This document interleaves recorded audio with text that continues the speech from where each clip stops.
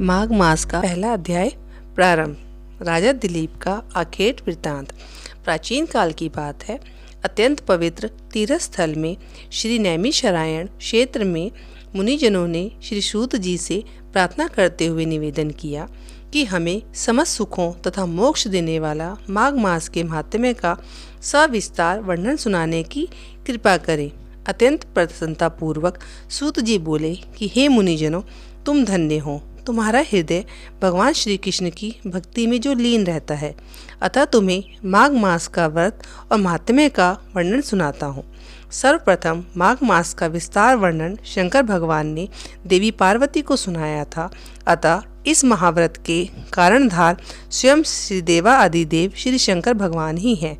एक दिवस कैलाश पर्वत का निवास करते समय देवी पार्वती ने अत्यंत जिज्ञासा पूर्वक तथा भक्ति सहित अपने आराध्य देव शंकर भगवान से निवेदन किया कि हे प्रभु, मुझे माघ मास के व्रत का महात्म्य, पूजन व इसका इतिहास विधि पूर्वक बताने की कृपा करें।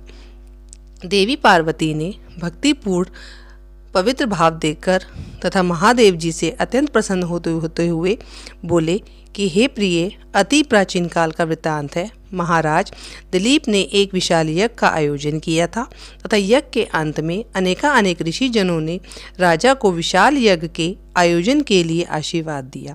नगर निवासियों ने राजा की पूरी प्रशंसा की तथा यज्ञ के पश्चात महाराज दिलीप ने की सेना की एक टोली के साथ आखेट के लिए घनघोर जंगलों की ओर निकले तो राजा आश्चर्यचकित रह गए और उन्हें कोई शिकार ही दृष्टिगोचर नहीं हो रहा था।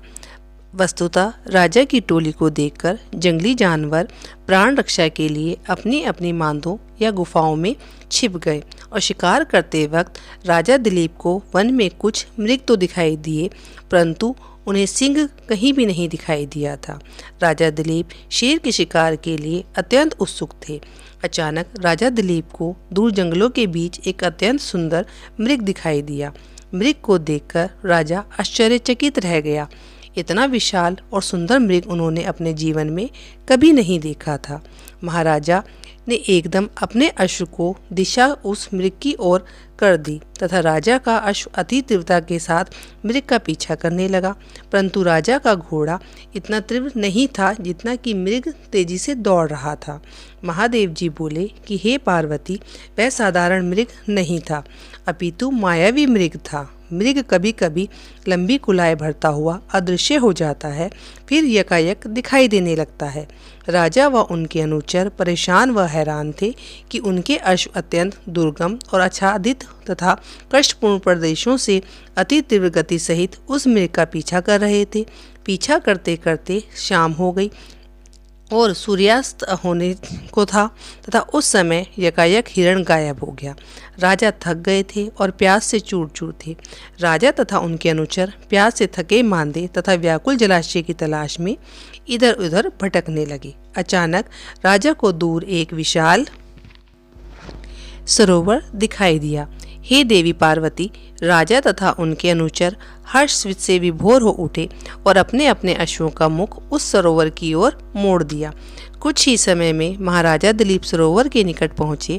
प्यास से व्याकुल महाराजा ने अत्यंत सुंदर रमणीक सरोवर देखा और उस जलाशय के चारों ओर छायादार वृक्ष तथा रंग बिरंगे पुष्पों का उद्यान और बगीचा देखा तथा जल स्वच्छ, निर्मल और पारदर्शी था।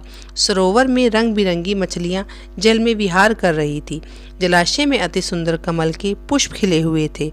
राजा इस रमणीक स्थान को देखकर आत्मविभोर हो उठा और एक बार तो वह अपनी तमाम थकान भूल गया और राजा ने अपने अनुचरों को उस स्थान पर रात्रि विश्राम का आदेश दिया तथा प्यास बुझाकर जल में स्नान किया और उनकी थकान छूमंतर हो गई तथा हृदय प्रफुल्लित हो गया तथा रात्रि के भोजन आदि से पूर्व राजा ने अनुचरों को आदेश दिया कि रात्रि में रक्षा हेतु चारों ओर तथा जाल लगा दिए गए, क्योंकि डर था कि रात्रि के समय जंगली जानवर अपनी प्यास बुझाने हेतु उस ओर आ सकते हैं और कोई भी संकट उत्पन्न हो सकता है। आधी रात्रि के पश्चात जंगली सूरों का एक झुंड सरोवर की ओर आया और सैनिकों द्वारा बिछाए गए जालों में फंस गया। राजा के सैनिकों ने अनेक सूरों को मारा तथा इस प्रकार राजा के शिकार की तृष्णा भी पूरी हो गई। प्रातः काल राजा अपनी नगरी की तरफ वापस चल दिया और वापस चलने के कुछ समय पश्चात राजा को एक अत्यंत वृद्ध ऋषि दिखाई दिए और ऋषि का शरीर अत्यंत दुर्बल और शंख चक्र से सुशोभित और साधारण वस्त्र युक्त था। राजा ने अश्व से उतरकर ऋषि के चरण छुए और प्रणाम किया। हर्षित ऋषि ने राजन को पहचानकर उनको आशीर्वाद दिया और कहा कि हे राजन, माघ मास की इस पुण्य बेला में तुम कहाँ से आ रहे हो? माघ मास का नाम व पुण्य बेला शब्द सुनकर राजा की जिज्ञासा बढ़ गई तथा उसने माघ मास का महात्म्य जानने की इच्छा प्रकट की। इति माघ मास का प्रथम अध्याय समाप्त।